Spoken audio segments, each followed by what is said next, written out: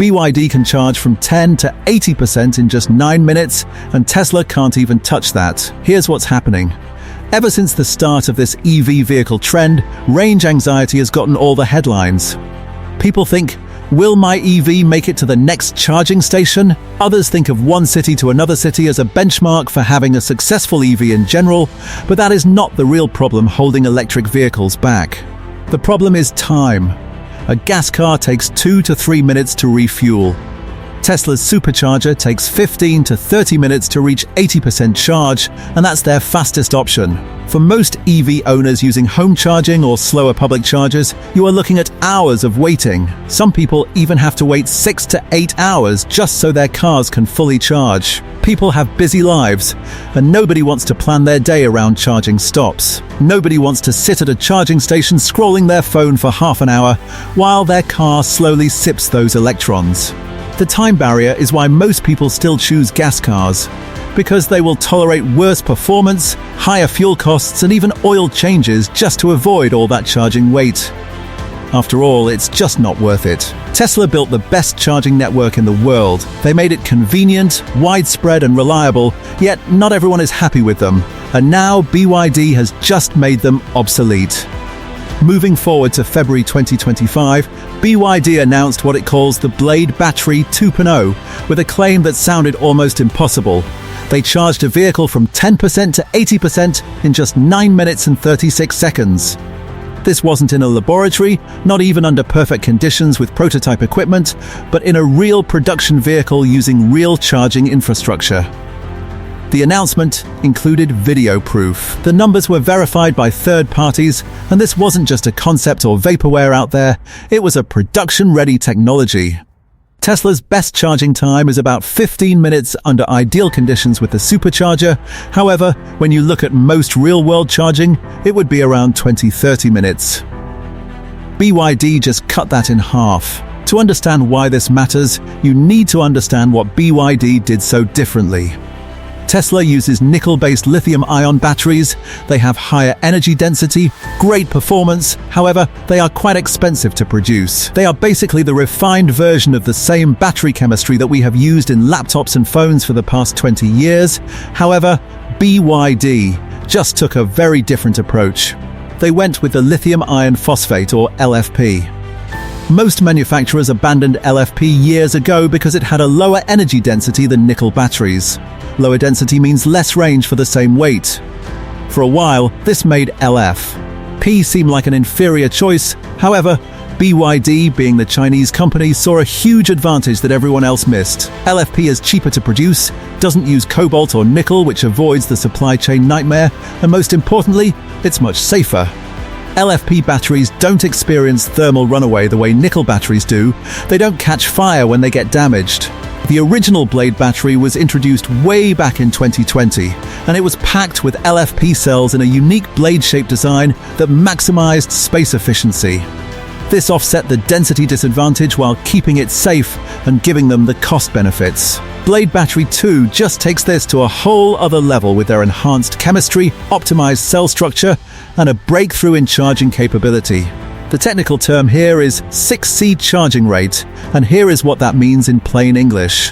The C stands for capacity. 1C means charging at a rate that will fully charge the battery in 1 hour. 6C means charging 6 times that rate, which is nearly 10 minutes at best. In practice, BYD demonstrated 10-18% in 9 minutes and 36 seconds. There is a real-world number with an actual performance cell, and here is where it gets even more interesting. This isn't theoretical.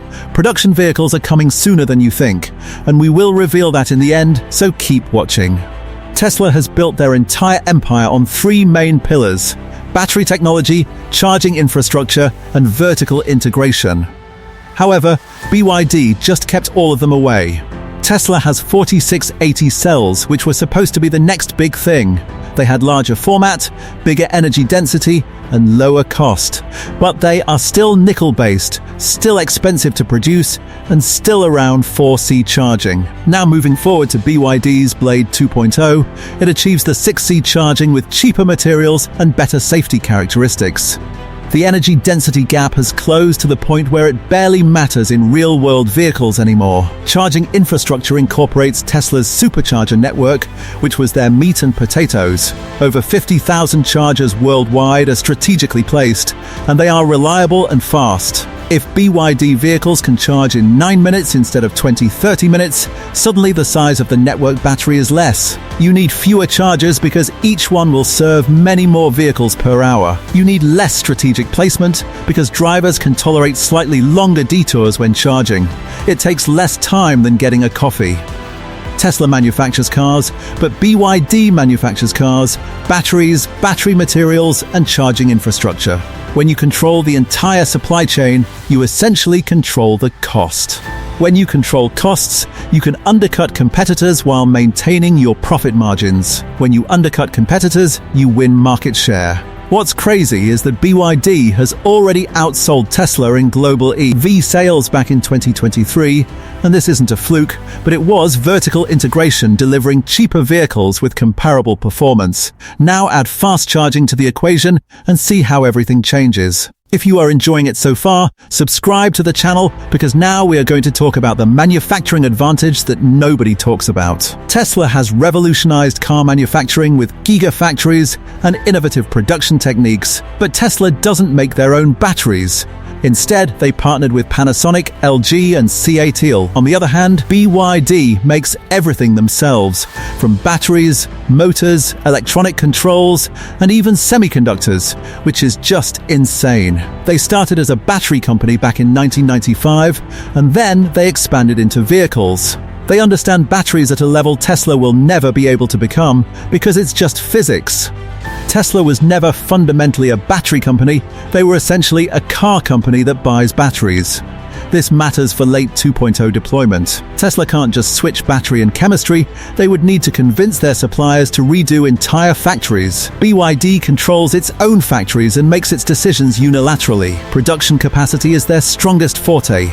They supply batteries to other automakers, including Toyota. BYD's manufacturing integration gives them another 15-20% cost advantage over competitors who assemble vehicles from purchased components.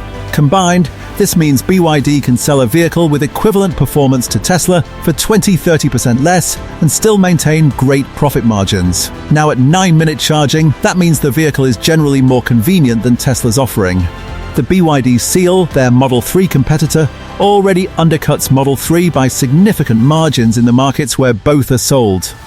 In China, the Seal starts at just $20,000, while the Model 3 starts around $33,000. The thing here is the performance. The range is comparable. Build quality is increasingly comparable as BYD improves the manufacturing quality. The only advantage Tesla maintained was brand prestige and the Supercharger network. You might be surprised, but their tech is already here as of 2026. The feature set that they call the flash charging is still limited, but international expansion is also planned for this year. European markets will see the Blade 2.0 vehicle in the first half of 2026. North America deployment depends on regulatory approval and infrastructure partnership. BYD is targeting late 2026.